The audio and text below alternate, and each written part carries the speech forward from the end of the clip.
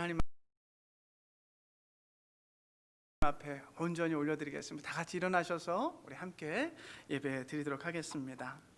우리 지금 집에서도 온라인으로 예배 드리시는 분들도 온 마음과 정성을 다해서 함께 같이 단정한 옷차림으로 예배에 임해 주시면 감사하겠습니다. 나 곧 내 영혼은 여호와를 기다리며 나는 주의 말씀을 바라는도다. 아멘.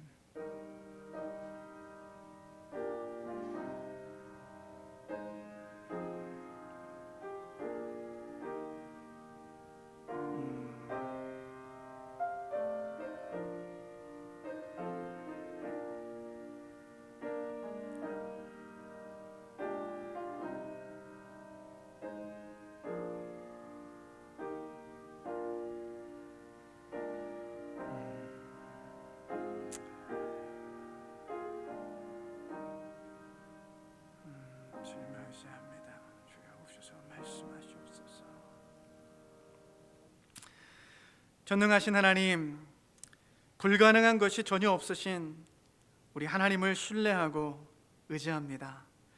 우리의 믿음의 연약함으로 모든 것을 수용하지 못하고 세상의 길을 찾는 우리들을 용서하시고 오늘 예배를 통하여 능력의 하나님을 다시금 고백할 수 있도록 도와주시옵소서. 한 주간의 삶을 돌아보며 하나님 당신께서 채우시고 도우신 수많은 은혜의 순간들을 기억합니다. 지금도 새로운 호흡을 통하여 우리의 몸이 살아있게 하시니 감사하고 우리의 영혼이 하나님 앞에 나와 예배드릴 수 있게 하시니 감사합니다. 이 예배의 주인은 하나님이십니다. 이 시간 우리 안에 있는 헛된 욕심들을 모두 내려놓게 하시고 하나님만 영광 받으시는 거룩한 예배가 되게 하여 주시옵소서. 예수 그리스도의 이름으로 기도하옵나이다. 아멘. 우리 찬송가 9장 함께 찬송합니다.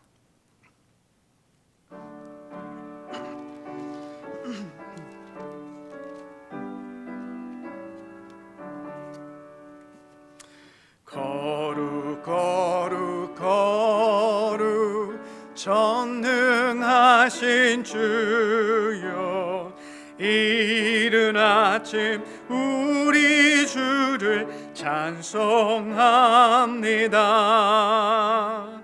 거룩 거룩 거룩 자비하신 주여, 성삼위일체 우리 주로다. 아멘.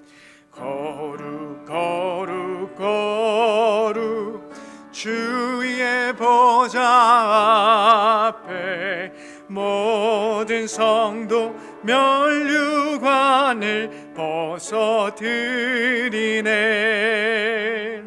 전군 천사 모두 주께 굴복하니 영원히 위에 계신 주로다.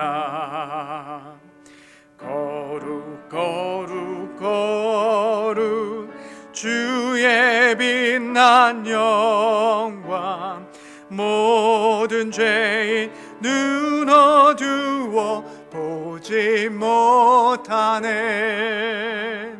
거룩하신 이가 주님밖에 느뇨, 온전히 전능하신 주로다. 거룩 거룩 거룩 전능하신 주여, 천지 만물 모두 주를 찬송합니다.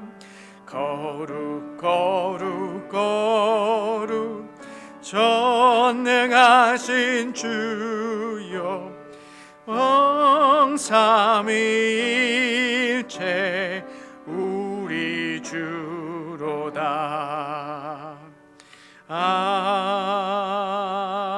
아멘. 우리 하나님은 언제나 자비로우시고 은혜로우시고 우리를 끊임없이 사랑해 주시는 거룩하신 분이십니다.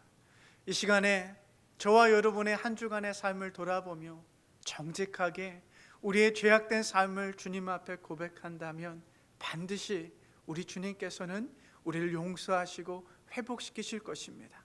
이 믿음을 가지고 우리 주보 안에 있는 공동기도문을 먼저 기도하고 각자의 기도를 드리도록 하겠습니다. 우리 주보를 참조해 주시면 감사하겠습니다. 영원하신 하나님, 우리가 주님 속에서 움직이며 살고 있지만 우리의 죄로 인해 주님의 얼굴이 우리로부터 가려졌고 우리 마음이 열리지 못해 주님의 자비를 잊어버렸습니다. 우리의 잘못을 깨끗게 해주시고 우리의 헛된 욕망과 자만감에서 우리를 구원해 주옵소서.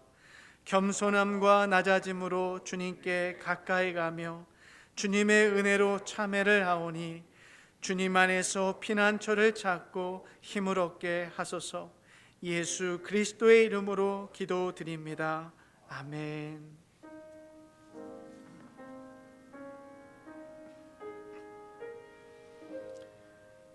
하나님, 우리를 용서하시옵소서. 기도하지 못함을 용서하시고 하나님도 사랑하지 못한 것을 용서하시고 하나님보다 세상에 더욱더 한눈 팔았던 우리의 삶을 용서하여 주시옵소서. 더욱더 사랑하지 못함을 용서하시고 하나님 말씀과 하나님 뜻과 하나님의 은혜대로 살아가지 못함을 용서하시고 하나님의 방식이 아닌 세상의 방식대로 살아가는 우리를 용서하여 주시옵소서. 주님, 이 시간에 불쌍한 우리의 영혼들을 긍휼히 여기시고 한 영혼 한 영혼마다 하나님께서 세우시고 위로하시고 어루만져 주시옵소서.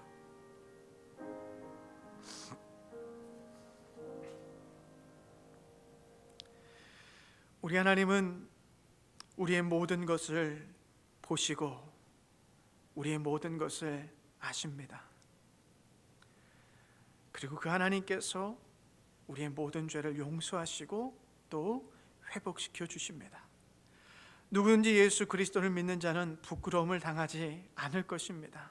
왜냐하면 주의 이름을 부르는 자마다 구원을 얻기 때문입니다. 예수 그리스도 안에서 우리의 죄가 용서함을 받았습니다. 아멘. 우리 사도신경으로 우리 신앙을 고백하겠습니다. 전능하사 천지를 만드신 하나님 아버지를 내가 믿사오며 그 외아들 우리 주 예수 그리스도를 믿사오니 이는 성령으로 잉태하사 동정녀 마리아에게 나시고 본디오 빌라도에게 고난을 받으사 십자가에 못 박혀 죽으시고 장사한 지 사흘 만에 죽은 자 가운데서 다시 살아나시며 하늘에 오르사 전능하신 하나님 우편에 앉아 계시다가 저리로서 산 자와 죽은 자를 심판하러 오시리라. 성령을 믿사오며 거룩한 공예와 성도가 서로 교통하는 것과 죄를 사하여 주시는 것과 몸이 다시 사는 것과 영원히 사는 것을 믿사옵나이다. 아멘. 우리 자리에 앉도록 하겠습니다. 우리 찬송가 86장 함께 찬송합니다.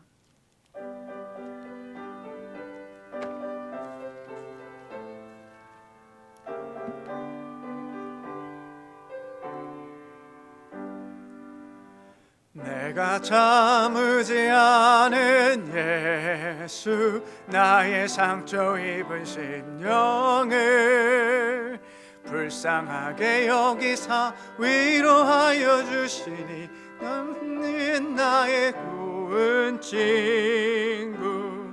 내가 의지하는 예수 나의 사모하는 친구.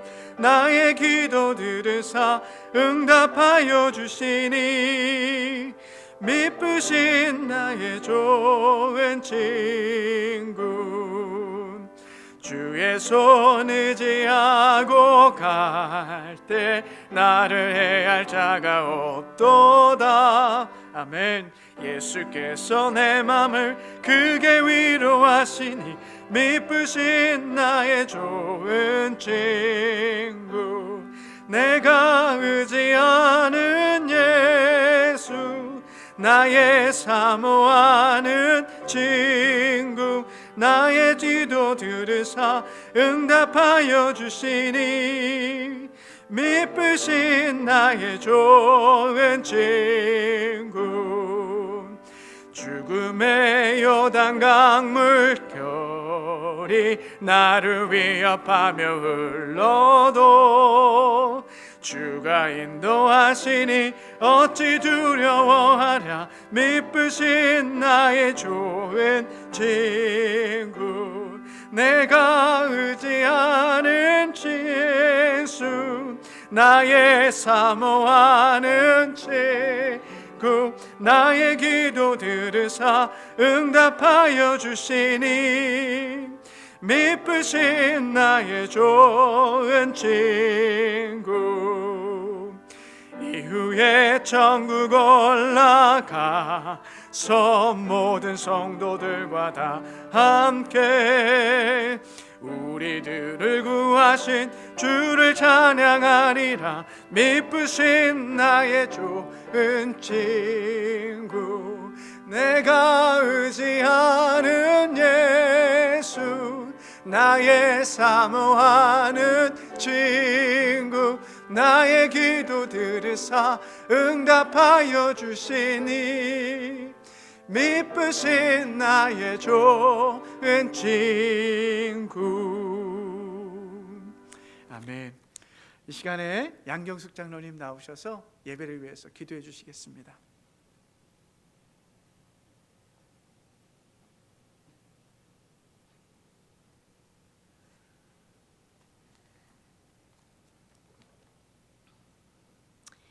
지존자의 은밀한 곳에 거하는 자는 전능하신 자의 그늘 아래 거하리로다. 내가 여호와를 가리켜 말하기를 저는 나의 피난처요 나의 요새요 나의 의뢰하는 하나님이라 하리니 이는 저가 너를 새 사냥꾼의 올모에서와 극한 연병에서 건지실 것이미로다. 저가 너를 그 깃으로 덮으시리니 네가 그 날개 아래 피하리로다. 천인이 내 곁에서 만인이 내 우편에서 엎드려지나 이 재앙이 내게 가까이 못하리로다. 저가 너를 위하여 그 사자들을 명하사 내 모든 길에 너를 지키게 하심이라. 저가 나를 사랑한즉 내가 저를 건지리라. 저가 내 이름을 안즉 내가 저를 높이리라. 할렐루야. 이 세상 모든 것을 지으시고 모든 피조물을 다스리고 계시는 능력에 참 좋으신 하나님 아버지, 지난 한 주간도 주님이 함께하여 주셔서 안정케 하시고 거룩한 주일을 맞이하여 주님의 날개 아래서 안식할 수 있도록 주님의 전으로 불러주시니 감사를 드립니다. 모든 세상 괴로움, 근심, 걱정을 온전히 주님 앞에 내려놓고 온유한 마음과 겸손한 마음으로 십자가 지신 주님만을 바라보는 시간 되게 하옵소서.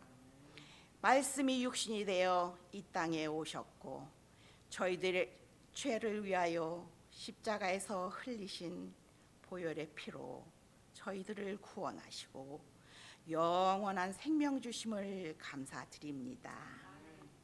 사랑의 하나님 아버지, 지금까지 어렵고 힘든 이 세상에서 하나님의 손길을 외면하고 우리 생각과 힘으로만 살기 위해 발버둥 쳐온 것 회개하오니 용서하여 주시옵고 불쌍히 여겨 위로하여 주시옵소서. 저희 애니스턴 공동체가 버리지 못하고 있는 옛 생활, 옛 성품을 벗어버리고 예수 그리스도 안에서 주님을 믿는 믿음을 가지고 새 생활, 새 사람이 되어서 주 안에서 온전함을 이루어 그리스도의 장성한 분량이 충만한 데까지 이를 수 있도록 변화시켜 주시옵소서. 그리하여 이 세상에 속한 사람들과 구별된 삶을 살게 하시고 날마다 성숙하는 새로운 자아를 추구하여 저희 있는 이 자리에서 최선을 다하고 참된 변화를 체험하는 사랑의 공동체가 되기를 소원해 봅니다. 호흡이 있는 동안 주님을 찬양하게 하시고 이 모든 것의 주인 되시는 주님을 늘 경외하게 하시며 온 생명 다 바쳐 주님께 헌신함으로 주님의 뜻을 이루는 도구로 쓰임받게 하옵소서. 그리하여 세상 사람들에게 그리스도의 자녀로서 그리스도의 빛과 향기를 전할 수 있게 하옵소서. 가장 작은 일에서부터 하나님의 말씀 따라 순종하며 성령님을 의지함으로 어떠한 상황 속에서도 하나님만 바라며 하나님의 형상을 닮아가게 하옵소서. 특별히 이 시간 코로나 19으로 또 많은 홍수로 또 폭발 사고 등 너무나 두렵고 무서운 재앙으로 신음하고 있는 만 백성들 주님을 의지하게 하시고 주로 인해 두려움을 이기며 미쁘시고 좋으신 친구 되신 주님으로 인해 위로받고 평안 얻게 하옵소서. 오직 믿음으로 담대하게 승리하게 하옵소서. 온 세계 만방 민족들이 하나님의 음성을 겸손히 듣게 하는 계기가 되게 하옵소서. 저희 교회에서 함께 형제자매로 지내시다 특별히 하나님의 인도하심 따라 또 고국으로 들어가시는 김충일 전도사님과 이경애 사모님 가시는 발걸음 인도하여 주시고 그곳에서 잡으실 때까지 함께 동행하시고 지켜 보호하여 주시옵소서. 저희들은 서로 격려하며 사랑의 기도를 통하여 소통하게 하옵소서. 특별히 단에 세우신 주의 종 김 목사님에게 성령의 충만함 주셔서 선포되는 말씀에 연약한 심령들이 소망을 얻고 문제가 해결받으며 질병이 치유되는 은혜의 시간 되게 하시고 내조하는 사모님과 두 자녀도 눈동자같이 지켜주시옵소서. 은혜의 하나님, 저희들의 기업이 되시고 복을 내려주사 저희들의 가정 위에 풍성함을 허락하셔서 비록 경제가 어렵고 죽음과 같은 절망 중에도 모든 가정이 믿음과 신앙으로 물질과 건강으로 풍요함을 얻어서 더욱 주님을 뜨겁게 사랑하고 순종하며 영광을 올려드리게 하옵소서. 성령께서 저희 예배 가운데 임재하셔서 이 예배를 인도하여 주옵시고 주님 주시는 참된 평안과 영원한 생명을 소망하며 지금도 살아 함께 하시며 역사하시는 사랑의 주 우리 예수 그리스도의 이름으로 감사하며 기도드리옵나이다. 아멘.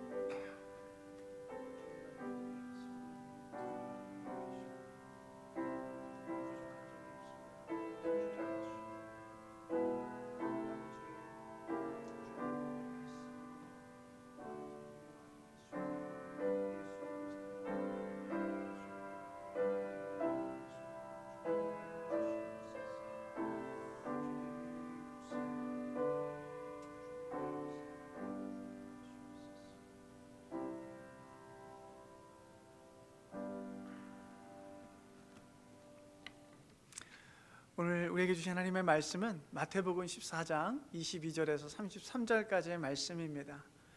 우리 한 절씩 교독하도록 하겠습니다. 예수께서는 곧 제자들을 재촉하여 배에 태워서 자기보다 먼저 건너편으로 가게 하시고 그동안의 무리를 헤쳐 보내셨다.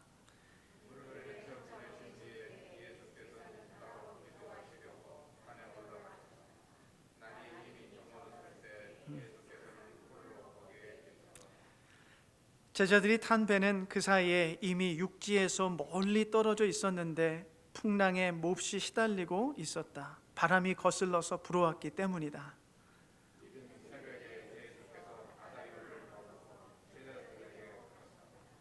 제자들이 예수께서 바다 위로 걸어오시는 것을 보고 겁에 질려서 유령이다 하며 두려워서 소리를 질렀다.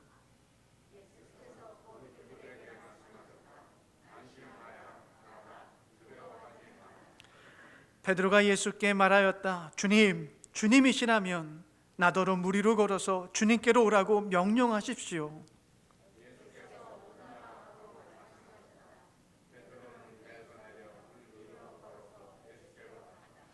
그러나 베드로는 거센 바람이 불어오는 것을 보고 무서움에 사로잡혀서 물에 빠져 들어가게 되었다. 그때 그는 주님, 살려주십시오 하고 외쳤다.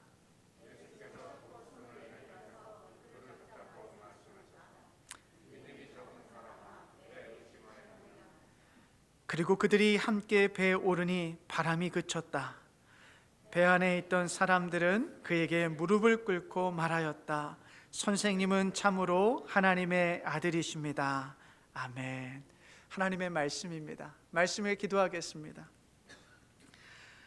오늘의 어려운 가운데 하나님이 함께 계시고 더불어 우리의 약속된 승리에도 하나님이 계심을 고백합니다.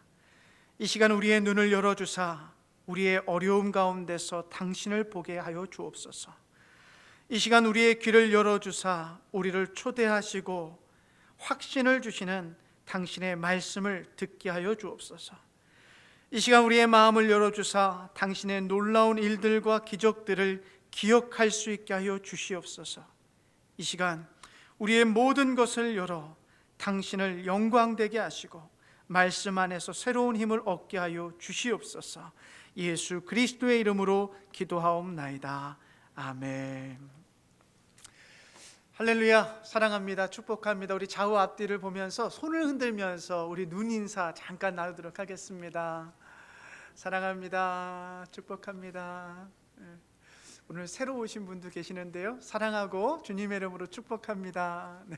이렇게 마스크를 쓰고 계셔서 이렇게 지난번에 오셨다고 하셨는데 제가 오기 전에 오셨는지 누군지 제가 분별을 못하겠어요. 아무튼 반갑습니다. 주님의 이름으로 환영합니다. 네. 오늘은 물 위를 걸으시는 예수라는 제목을 가지고 준비한 말씀 나누도록 하겠습니다. 제가 한국에서 신대원 시절에요, 기독론이라는 수업을 들었습니다. 기독론은 예수 그리스도가 누구인지에 대한 공부를 하는 시간인데, 그 시간에 교수님께서 뜬금없이 질문을 하는 거예요. 신학생들에게 여러분은 예수가 정말로 물 위를 걸었다고 여러분은 믿으십니까? 라는 개똥 같은 질문을 하시는 거예요. 아니 그 자리에 앉아있는 신학생들은요, 그 신학대학 들어가기 전에 박터지게 신학 공부하고 성경 공부하고 무엇보다도 예수 그리스도에 대한 충성스러운 믿음을 갖고 그 자리에 앉아있는 학생들이거든요. 그런데 그런 학생들에게 교수님께서 대뜸 여러분은 예수께서 정말로 물 위를 걸으셨다고 믿으십니까? 질문하니 이 교실이 그냥 웅성웅성되기 시작하는 것이죠.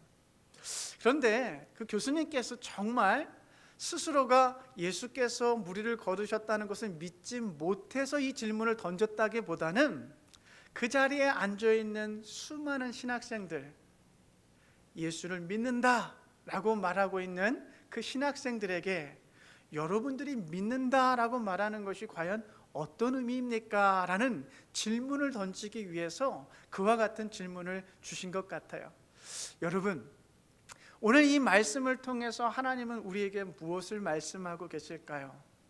예수께서 물 위를 걸으셨던 이 사건을 통해서 주님은 과연 오늘 우리에게 무엇을 말씀하고 계실까? 우리 말씀을 한번 살펴보면서 한번 생각해 보도록 하겠습니다.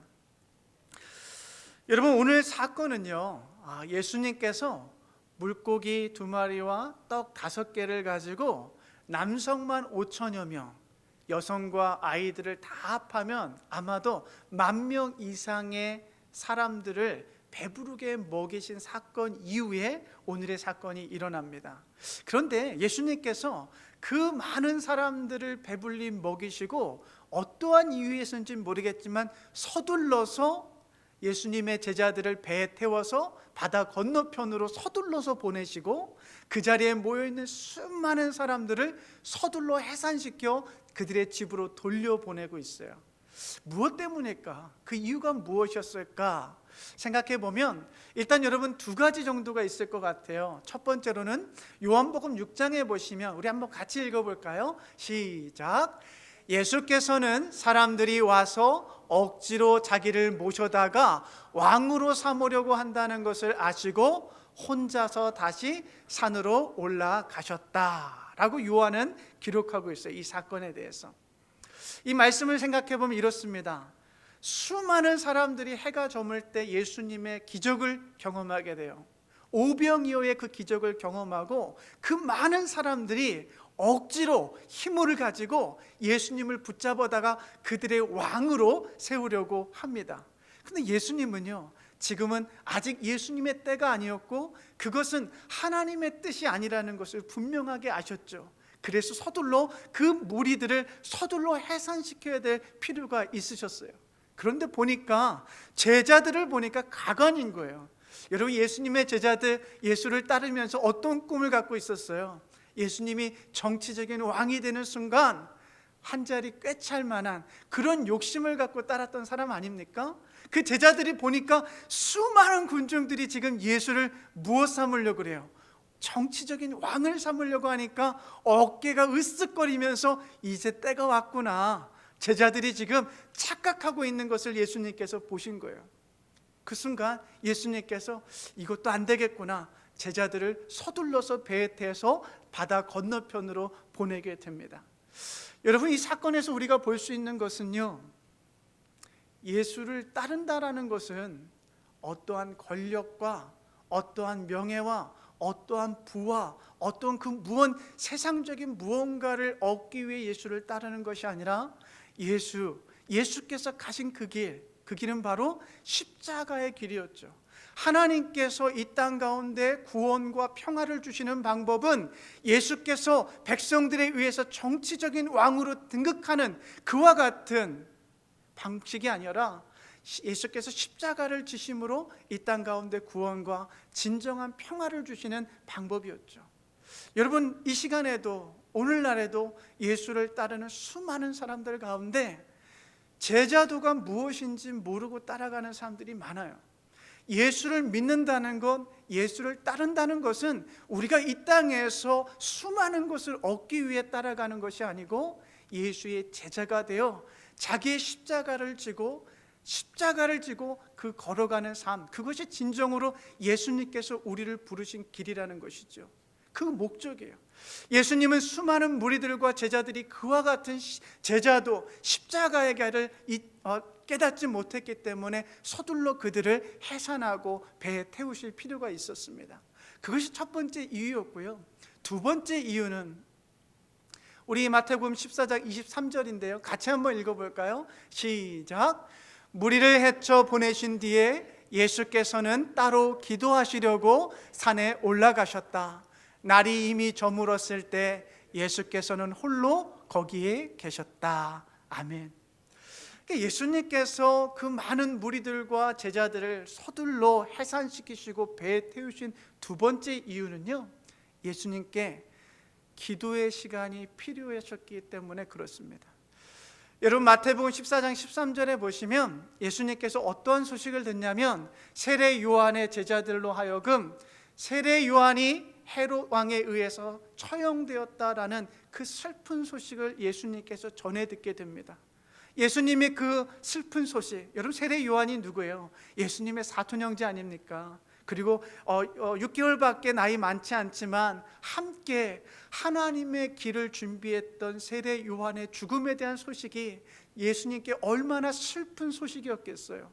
그 소식을 듣고 예수님께서는 13절에 보시면 외딴 곳으로 가셔서 기도하시기 위하여 그 들로 향하는 것을 보게 돼요. 그런데 예수님께서 기도를 위하여 그 외딴 곳으로 가는데 수많은 무리들이 예수님을 따라오는 거예요.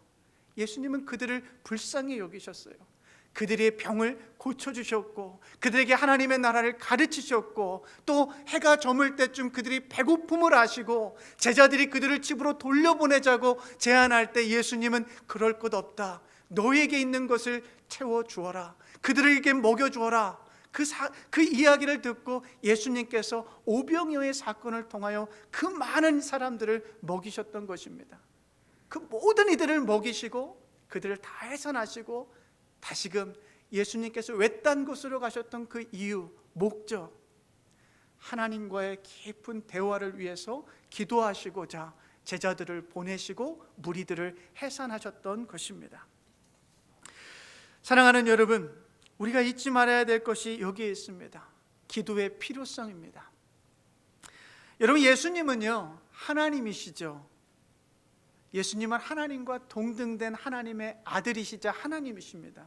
그런데 그 하나님이신 예수님께서 이 땅에 사시면서 하나님 아버지와의 깊은 교제에 기도가 필요했다라는 것을 우리가 기억해야 돼요.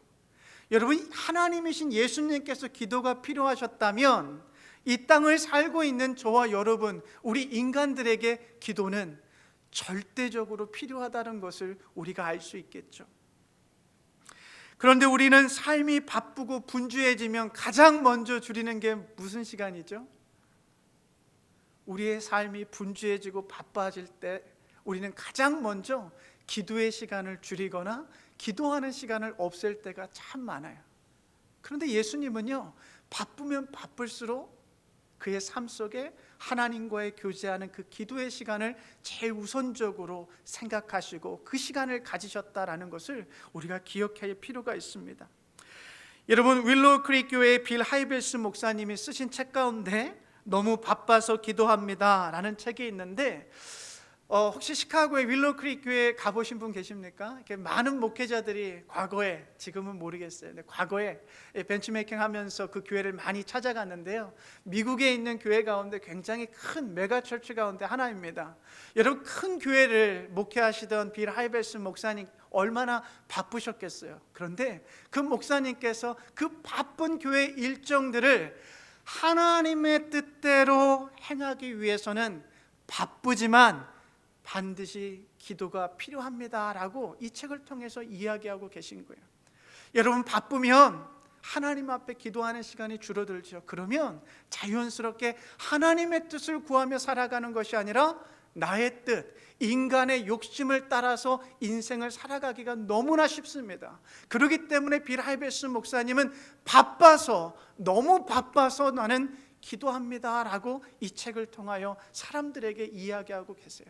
여러분, 이 책이 포커스하고 있는 부분은요, 기도라는 것은 하나님과의 인격적인 대화요, 교제라는 것을 말씀하고 있습니다. 여러분, 우리가 기도하면 제일 먼저 떠오르는 것은 기도하면 구하는 것, 바라는 것이라고 생각해요. 맞아요, 여러분. 예수님께서도 구하라고 말씀하셨고요, 불의한 재판장에게 가서 계속해서 간구할 것을 비유적으로 말씀하시며 그 기도에 대해서 가르치셨어요. 기도라는 것은 하나님 앞에 구하고 바라는 것입니다. 그런데 여러분, 기도라는 것은요, 예수님이 가르쳐 주신 그 기도의 그 본질적인 그 깊은 곳에 들어가면 기도는 단순히 바라고 구하는 것 이상이라는 것을 배울 수가 있어요.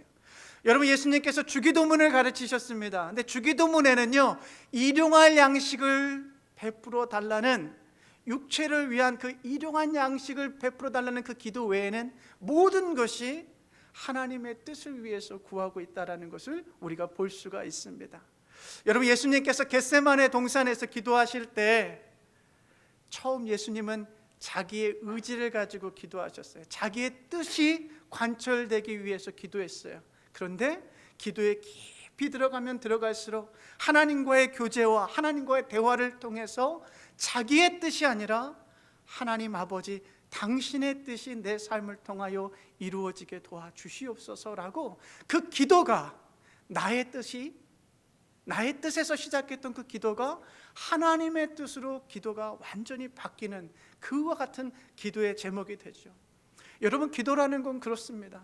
우리가 구하고 바라며 시작하죠. 그런데 깊은 하나님과의 인격적인 교제, 대화를 통해서 우리는 내 뜻이 아닌 하나님의 뜻으로 점점 바뀌어가는 그 작업이 기도의 진정한 목적이라는 것입니다. 여러분, 에드윈 키스라는 분이 이런 말을 했어요. 같이 한번 읽어볼까요? 시작. 기도는 사람의 영혼을 내쉬고 하나님의 영을 들이마시는 것이다. 아멘. 여러분, 기도라는 것은요, 나의 욕심 어린 인간적인 그 모든 마음들을 내뱉어 버리는 것이고요, 대신 하나님의 영을 나에게 채워서 하나님의 영광을 위하여 그 기도가 바뀌게 되는 그와 같은 것이 바로 기도라는 것입니다. 사랑하는 여러분, 오늘 이 아침에 우리가 예수님의 사건을 통해서 가장 먼저 기억할 것이 기도입니다. 예수님 얼마나 바쁘셨겠어요. 그 바쁨에도 불구하고 예수님은 한적한 장소, 조용한 시간을 늘 구분하시고 그 시간들을 가지셨어요.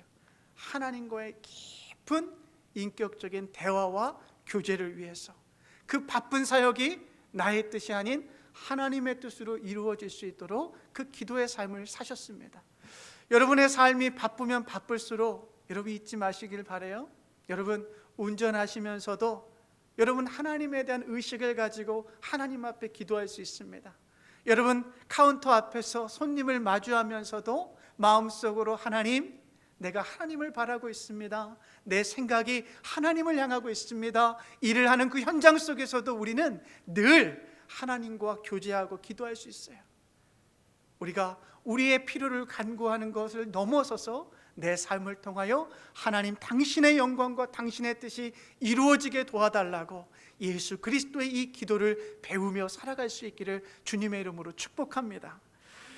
여러분, 예수님께서 그 외딴 곳에서 하나님과 인격적으로 깊은 교제의 영적인 대화의 시간을 갖는 그 시간 동안 제자들은 지금 바다 그곳에서 이 바람에 의해서 세차게 몰아치는 파도와 열심히 싸우고 있었어요.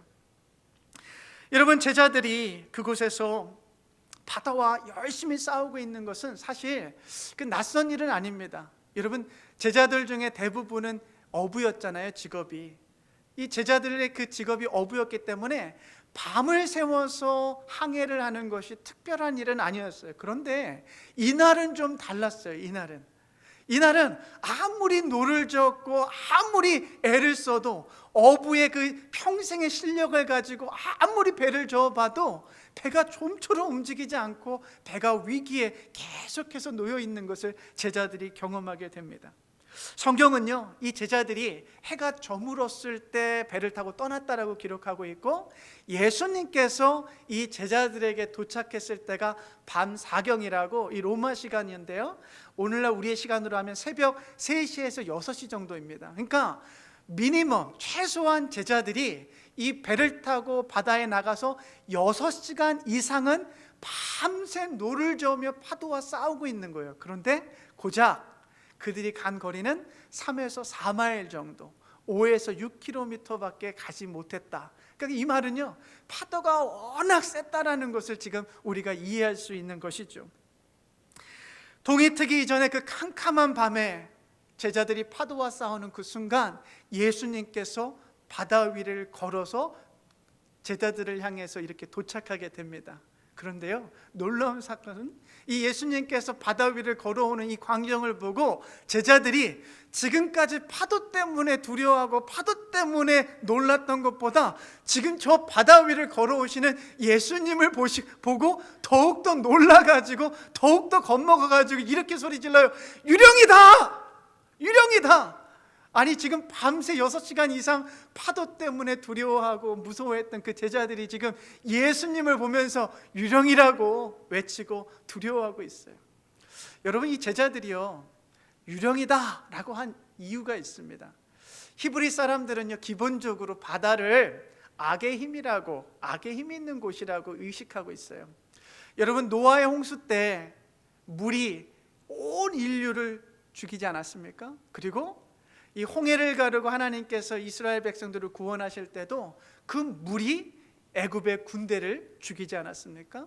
여러분, 고대인들은요 고대부터 이 바다가 배를 집어 삼키는 것을 경험했고, 또 강이 범람하여 홍수가 일어나 사람들을 죽이는 것을 고대인들은 경험해서 이 물이 굉장히 악한 힘이 있다라고 의식하고 있었습니다. 우리 양장로님께서 오늘도 기도해 주셨지만 한국이나 지금 아시아의 이 장마비 때문에 홍수가 일어나서 수많은 사람들이 피해를 받고 죽고 있지 않습니까? 여러분, 고대 이 그리스 신화에 보면 바다의 신 포세이돈을 그려놓고 있어요. 그러니까 옛날 사람들은요 바다를 관장하고 있는 바다의 물의 신이 있다라고 생각했던 거예요. 이 히브리 사람들도 의식적으로 이 물에는 악한 힘이 있다, 악의 힘이 있다라고 생각했기 때문에 지금 물 위를 걸어오고 계신 예수를 보고 뚜렷이 예수인 것을 발견하지 못하고 바다를 점령하고 있는 그 유령이다라고 지금 소리를 지르고 있는 것입니다. 그런데 그렇게 두려워하고 있는 제자들에게 지금 예수님께서 이렇게 말씀하세요.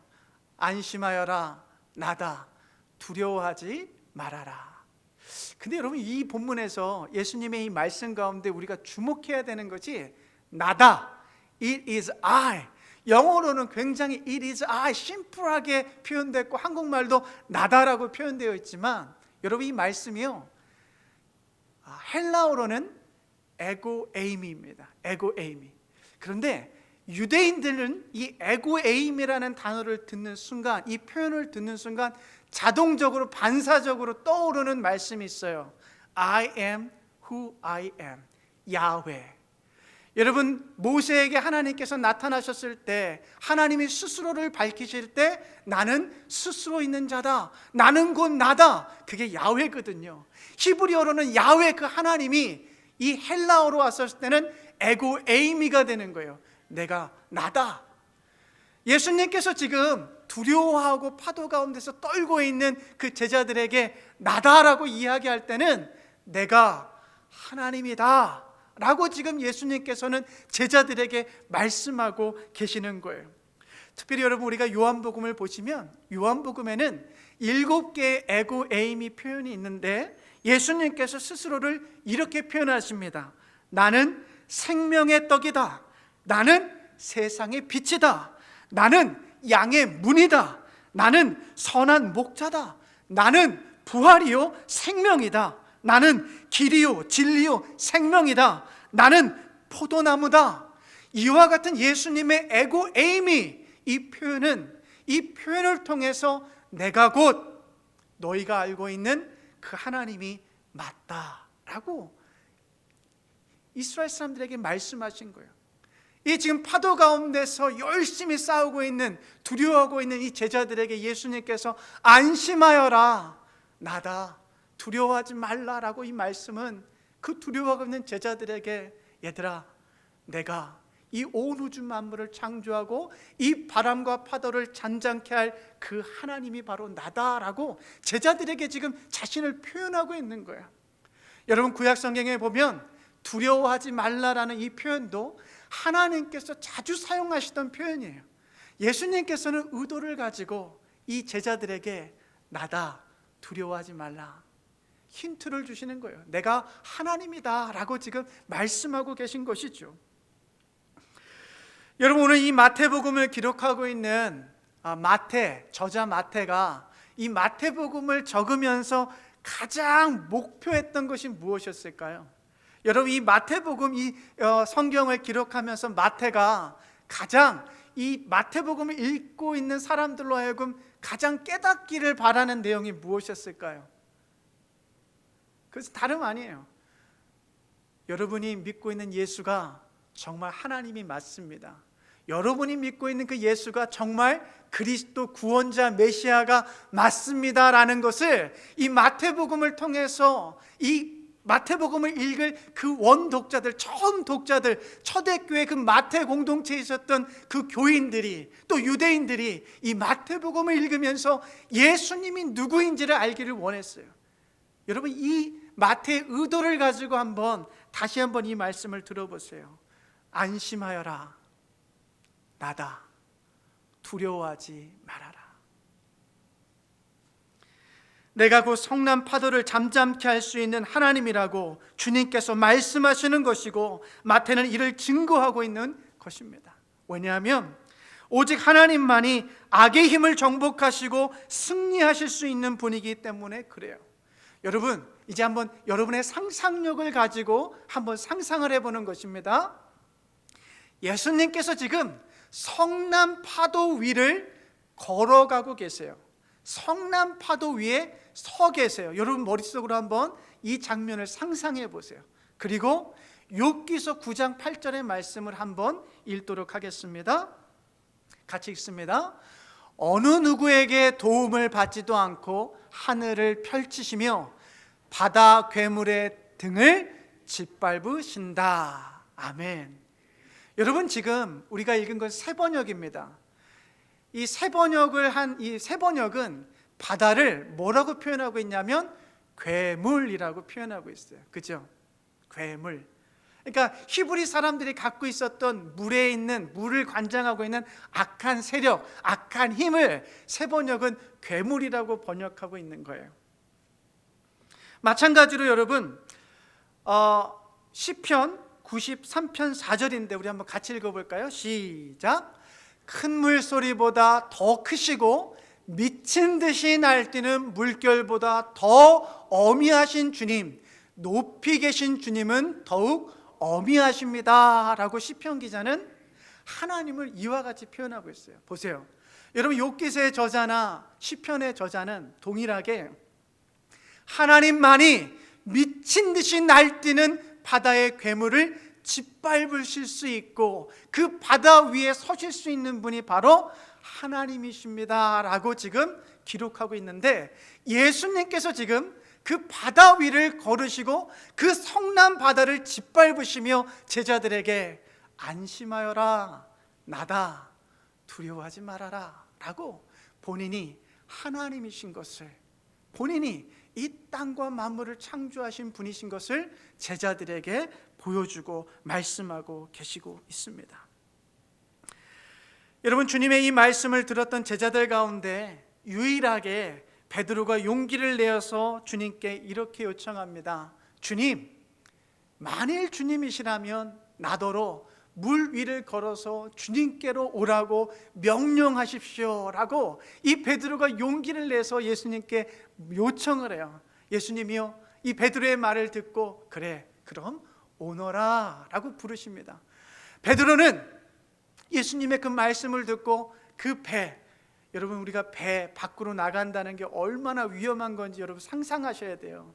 지금 성난 파도가 있습니다. 근데 베드로는요, 지금 예수님의 오너라라는 이야기를 듣고 가장 안전한 그 배 밖으로 나와서 물 위를 걷기 시작합니다. 그런데 그 순간 파도를 보고 바람을 보고 두려움이 들기 시작하여 급기야 이 바다에 잠기게 되는 것이죠. 여러분, 우리가 이 성경을 보시면요, 지금 이 대목, 예수님과 베드로의 대화 대목은 마태복음에만 기록되어 있어요.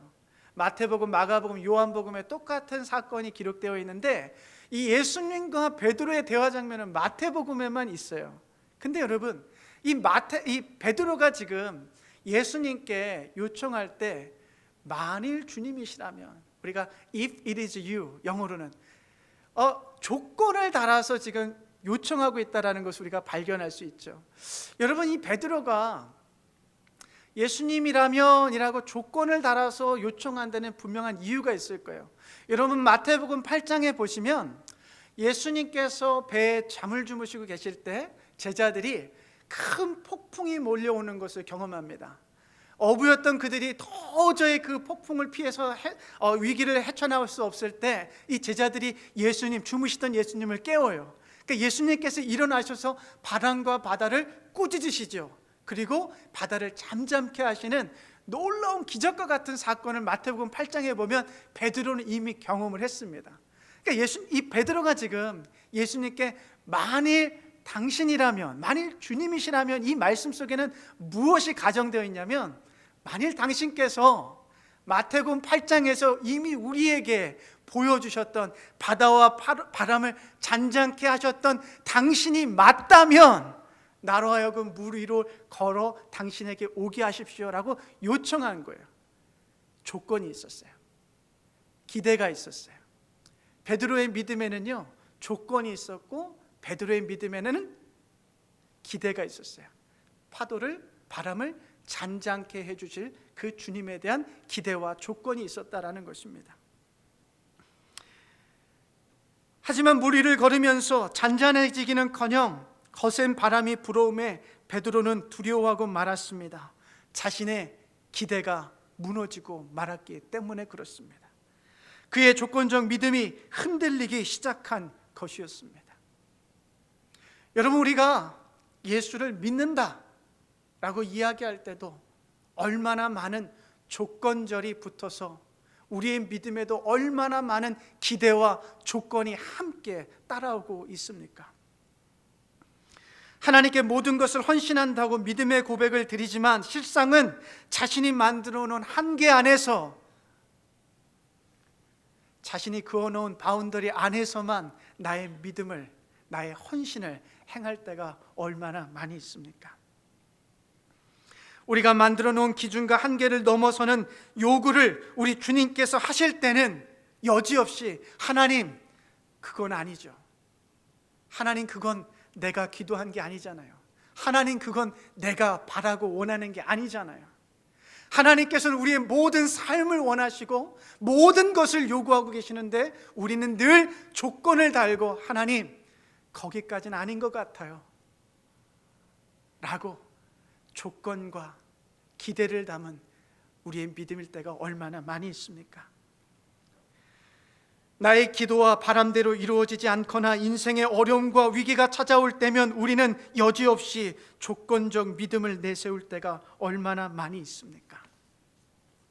그러나 여러분, 하나님은 우리의 믿음이 비록 조건적이고 약하다 할지라도 예수님은 그 성난 파도 위에 여전히 서 계셨고 그 성난 파도 위에서 그 바다에 빠져들어가고 있는 베드로의 부르짖음, 주님 구해 주십시오, 주님 살려 주십시오, 이 간절한 고백 가운데 주님은 베드로의 조건적이고 연약한 믿음에도 불구하고 손을 내밀어 그를 붙잡으시고 구원해 주셨다라는 사실을 우리는 기억할 필요가 있습니다.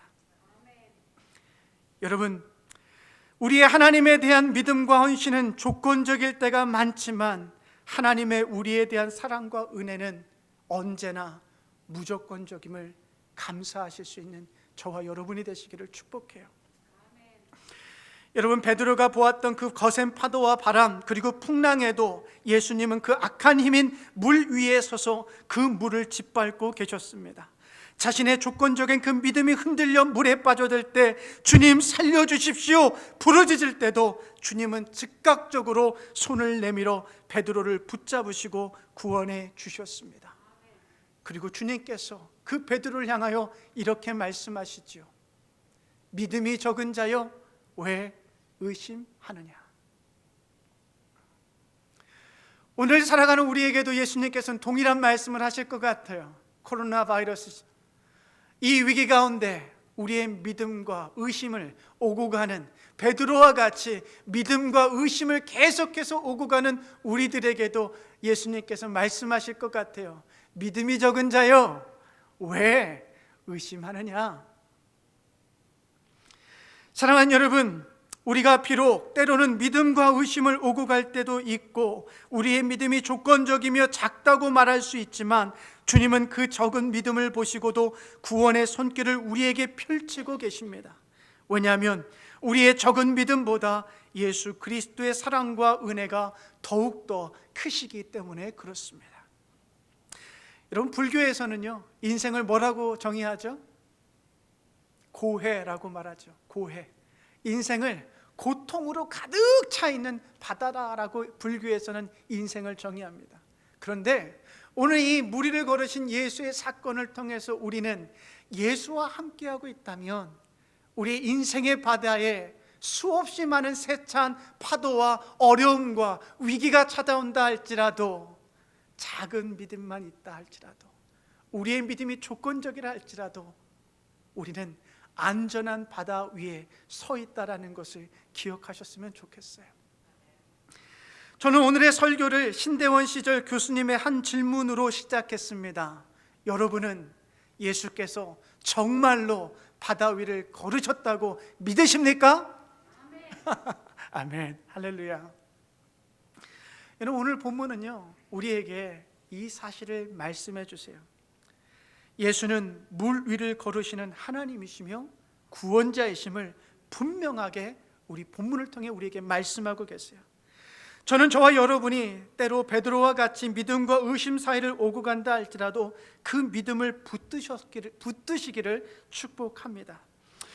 여러분, 사람들은요, 베드로의 믿음이 작다라고 말할지 몰라요. 그러나 우리가 기억해야 될 사실은 베드로만이 그 배 밖으로 걸어 나왔던 사람이라는 것을 기억할 필요가 있습니다. 여러분, 그 배는요, 그들에게 가장 안전한 장소였고요, 그들에게 가장 익숙한 장소였고요, 그들에게 가장 편안한 자리였어요. 근데 베드로는요, 적은 믿음이라 할지라도 그 믿음을 가지고 배를 나와서 아주 위험한 바다 위로 예수만을 바라보고 예수의 말씀을 듣고 의지하여 바다 밖으로 나올 수 있었다라는 것입니다. 베드로는 비록 조건적이었고 적은 믿음이었다 할지라도 믿음을 행동으로 옮겼던 사람이었습니다. 주님께서는 분명하게 말씀하셨습니다. 겨자씨만한 믿음만 있어도 산을 옮길 수 있다라고 말씀하셨어요. 저는 오늘 저와 여러분 모두에게 그 작은 믿음이 있기를 축복합니다. 각자의 익숙하고 편안했던 그 자리, 곧 제자들이 타고 있었던 배 밖으로 나오실 수 있기를 축복합니다. 비록 그 익숙했던 자리 밖으로 나오게 될 때 거센 바람과 파도가 분명히 몰려올 거예요. 위기가 있을 거예요. 위험함이 있을 거예요. 그런데 기억하세요.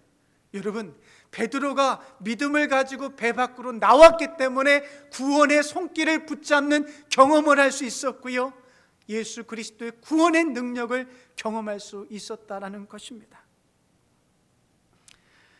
오늘 본문 33절은요, 예수님과 베드로가 배에 오르고 나서 바람이 멈추고 그 배에 타고 있던 많은 제자들이 무릎을 꿇고 예수님께 이렇게 말합니다. 선생님은 참으로 하나님의 아들이십니다 라고 예수 그리스도를 찬양해요. 저와 여러분에게 물 위를 걸으신 예수에 대한 그 적은 믿음이 있다면 베드로와 같이 안전하고 편안하고 익숙한 여러분의 자리에서 나오실 수 있기를 권면합니다. 믿음으로 여러분의 삶의 틀을 조금만 깨보시기를 축복합니다. 그럴 때 우리를 통하여 세상의 수많은 사람들이 예수 그리스도가 누구이신지 바라볼 수 있게 될 것입니다. 제가 김금혜 전사님 앞에 계셔서 이렇게 말씀 나누기가 좀 그런데, 김금혜 전사님과 대화를 나눌 때 또 김금혜 전사님께서 새벽에 오시고 새벽 예배 끝나고 늘 저한테 이 말씀하셨어요. 본인은 10분 프로젝트를 한다고. 10분 프로젝트 뭔지 모르시죠? 이 10분 프로젝트는 전사님께서 교회 오실 때마다 10분 동안 밖에 나가서 잔디에 있는 풀들을 뽑아내시는 거예요. 여러분, 나가서 보시면 풀들, 잡초들이 많이 없어지고 그 자리를 예쁜 잔디가 채우는 것을 보시게 될 거예요. 여러분, 이러한 역사들은요, 믿음이 행동으로 일어날 때 역사들이 일어납니다. 여러분, 베드로는요, 적은 믿음이었지만 배 밖으로 나오는 자기의 틀, 안전한 곳으로부터 나와서 위기 가운데 자기가 손해볼 수 있는 그 자리, 자기가 위기에 처할 수 있는 그 자리로 나올 때 예수 그리스도의 능력을 경험했던 것이죠. 여러분, 우리의 삶 속에 아주 편안하고 안락하고 익숙했던 그 자리에서 조금만 나와서 믿음으로 행동한다면 그곳을 통하여 하나님을 세상 사람들이 바라보게 될 것입니다. 여러분, 저와 여러분의 삶 속에 작은 믿음, 조건적인 믿음이라 할지라도 세상 가운데서 예수 그리스도의 복음과 사랑과 은혜 그리고 정의를 선포하고 실현해 갈 수 있는 행동하는 믿음이 되시기를 주님의 이름으로 축복합니다. 믿음이란 행동하는 것입니다. 기도하겠습니다. 사랑의 주님, 물 위를 걸으심으로 스스로를 메시아라고 증명하시고 보여주심에 감사합니다. 베드로의 그 조건적이고 적은 믿음에도 구원의 손길을 내미셨던 것처럼 우리 모두의 조건적이고 적은 믿음의 삶을 긍휼히 여겨주시리라 믿습니다. 그러나 오늘 베드로를 통해 본 것처럼 조건적이고 적은 믿음이라 해도 우리의 익숙하고 편안한 삶에서 나와 복음을 선포하고 복음을 살아내는 행동하는 우리의 믿음의 삶이 되게 하여 주시옵소서. 예수 그리스도의 이름으로 기도하옵나이다. 아멘. 오늘 이 시간에는 한 주간의 삶을 돌아보고 채워주신 하나님 앞에 감사하는 마음을 담아 귀한 예물을 올려드리는 시간입니다. 그런데 더불어 또 슬픈 또 아쉬운 작별의 시간이기도 한데요, 이 시간에 우리 김충혜 전사님과 이경희 사모님 나오셔서 우리 헌금 특송을 해주시도록 하겠습니다. 가운데로 오시죠.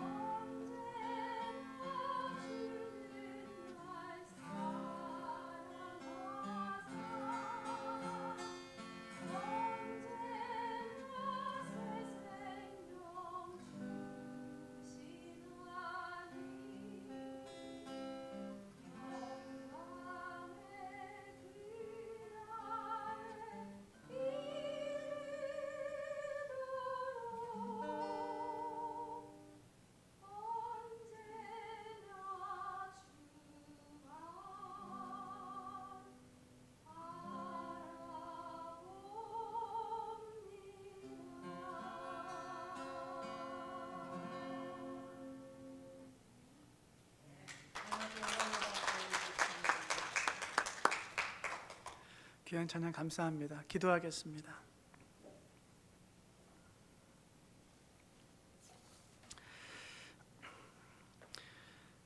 살아서 역사하시는 하나님 아버지, 무리를 걸으심으로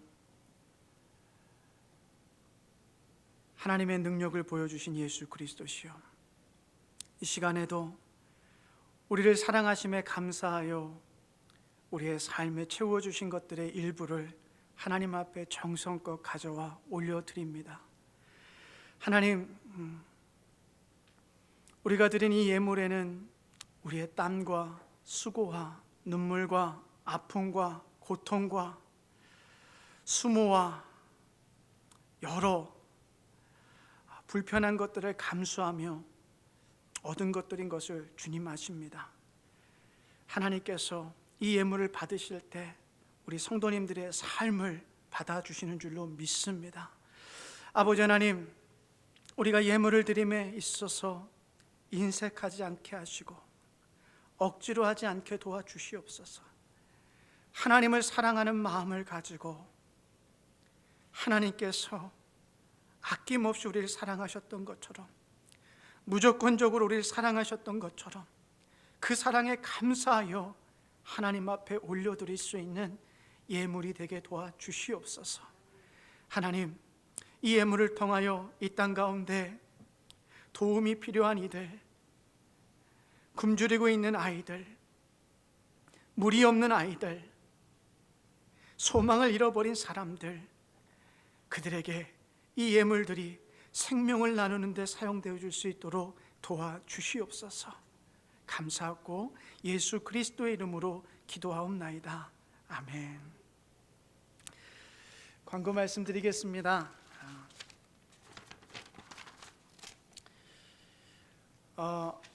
우리 새벽 예배가 수요일과 토요일에 있습니다. 여러분 기억하시고 그 예배의 자리, 기도의 자리에 함께 해주시면 감사하겠고요.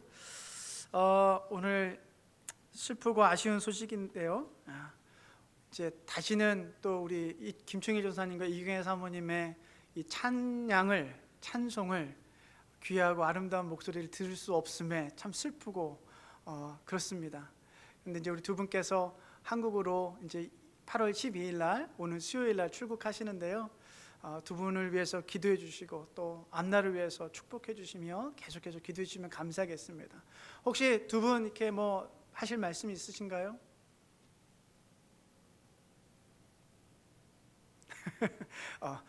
오피셜리는 없고 나가시면서 아마 이제 조용히 하실 것 같습니다. 혹시 제가 빠뜨린 광고 있습니까? 있으시다면 말씀해 주시겠어요? 없으시다면 우리 다 같이 일어나셔서 우리 마지막 찬송과 우리 함께 찬송하고 축도로 예배를 마치도록 하겠습니다.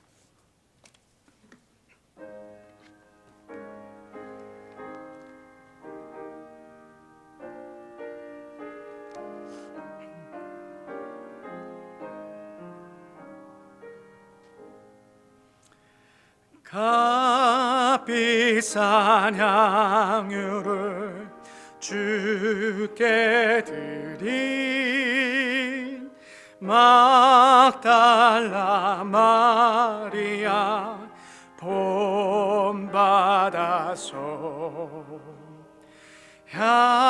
향기로운 산제물 주님께 바치리 사랑의 주 내 주님께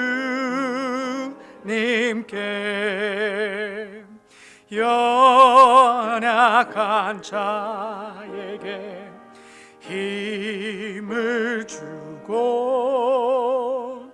어두운 세상에 빛을 비춰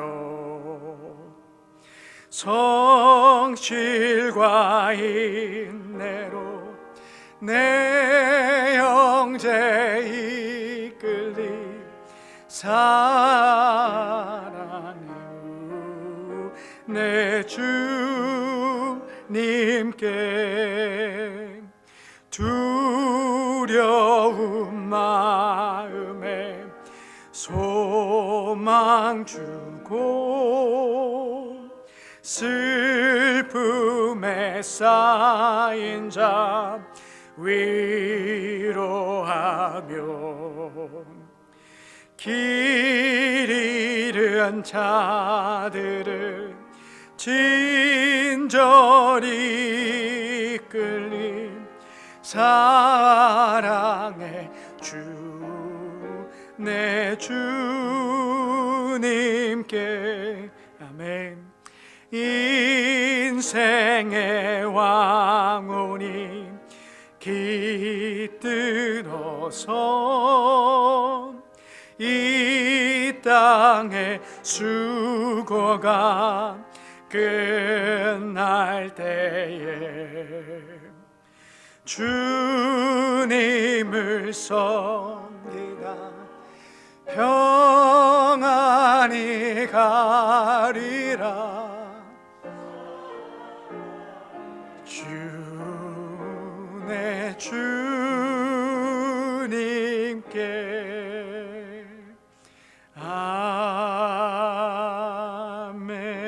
아멘. 기도하겠습니다.